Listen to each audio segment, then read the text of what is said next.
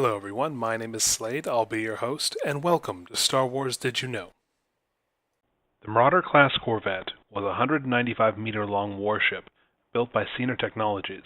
It carried a crew of between 52 to 177 members, and had hardpoints for between 8 to 12 double turbo-laser cannons, as well as 3 tractor beams. Its hangar was large enough to accommodate 12 starfighters, 4 shuttles, and 2 landing barges.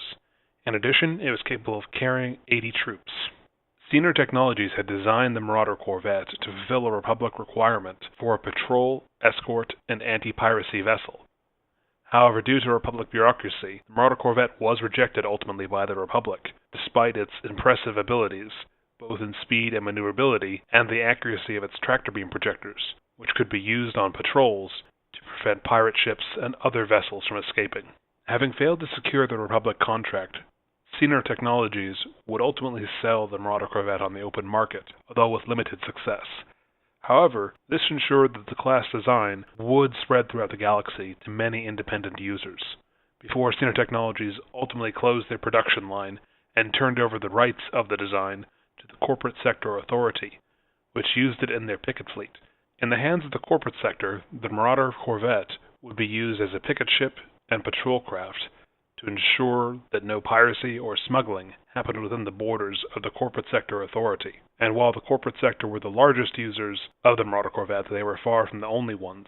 In addition to the various third parties that would gain control of the Marauder Corvette and use it, both the Empire and the Rebel Alliance would also make use of the Marauder Corvette, although the Empire would make very, very limited use of the type.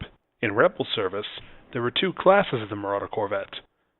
The first, and perhaps most common, being the standard variant with the 8 to 12 turbo lasers. However, a second variant was also used, this one being converted to a missile cruiser, using the speed of the design to keep itself at long range, whilst firing its payloads of diamond boron missiles. And it is here that we're going to deviate slightly from our usual format. Instead of continuing to talk about the Marauder Corvette, I'm going to discuss the diamond boron missile. I think it's a little silly that the Marauder Corvette is supposedly firing these things.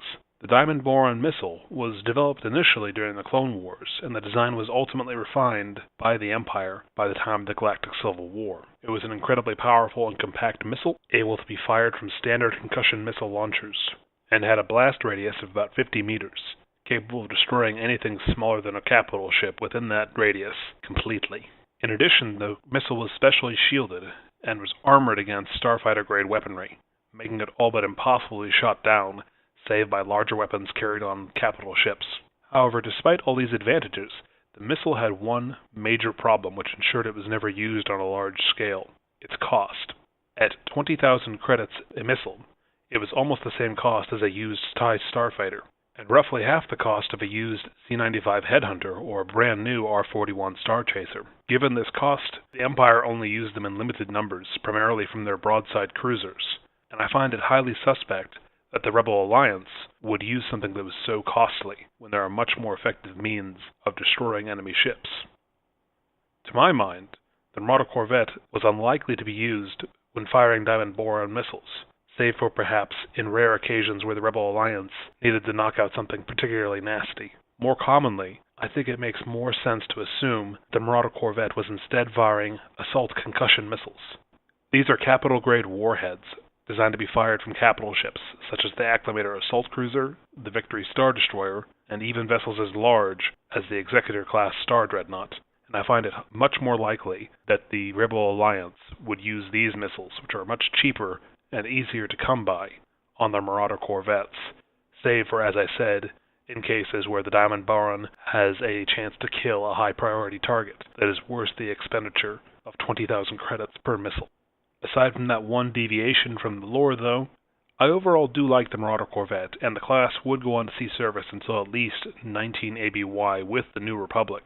It seems to be a very versatile and capable craft, and overall, one that I think gets overlooked far too often. Alright everyone, that's the end of the video. I hope you enjoyed it. If you did, feel free to like and subscribe. There'll be more content coming. If you've got any questions or comments, by all means leave them and I'll be responding to them shortly. Until next time, this is your host Slade, and this has been Star Wars Did You Know?